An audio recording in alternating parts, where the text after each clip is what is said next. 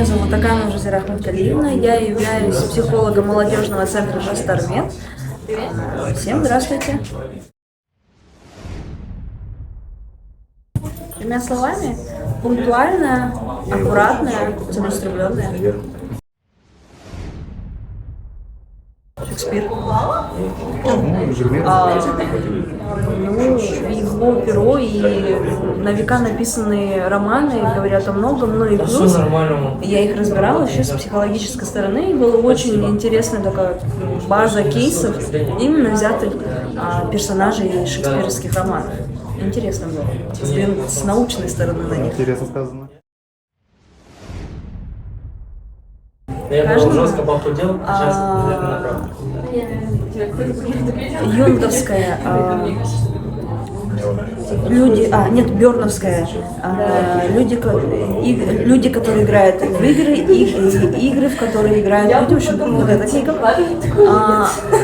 Алан Бизовская, 5 языков жестов, язык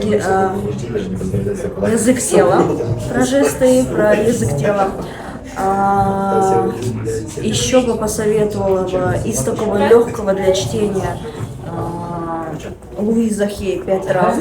Это про тело, про то, как наши психологические травмы влияют на наше тело. Не знаю авторов, но для каждой девочки, женщины рекомендую к себе нежно, прям от души. Ну и нравится Великий Гэтсби. Особенно про то, как не надо заводить друзей. Боже, это было много слез. Мне не было стыдно. Именно на этой работе я столкнулась с абьюзерством. С тем, что первый раз в жизни меня, наверное, так жестко материли именно на этой работе. Да, я сталкивалась с этим, но, хорошая база, хороший опыт, после чего работа с бумагами, с людьми, с разными ситуациями, вообще любой скетч несите и разберем, раскладем. То есть база была шикарная. Спасибо.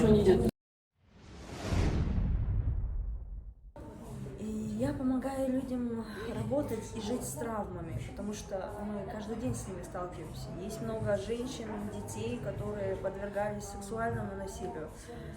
И это как мятая бумага, которую больше не она не будет ровная. Но жить нужно дальше, нужно уметь с этим справляться и возвращать себе себя. Поэтому я приношу пользу в плане того, чтобы люди смогли себя понять и научиться по-новому жить.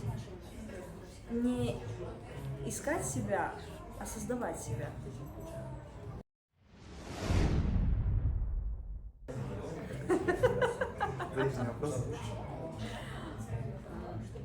Кто бы ничего не говорил, наверное, в правде и в знаниях.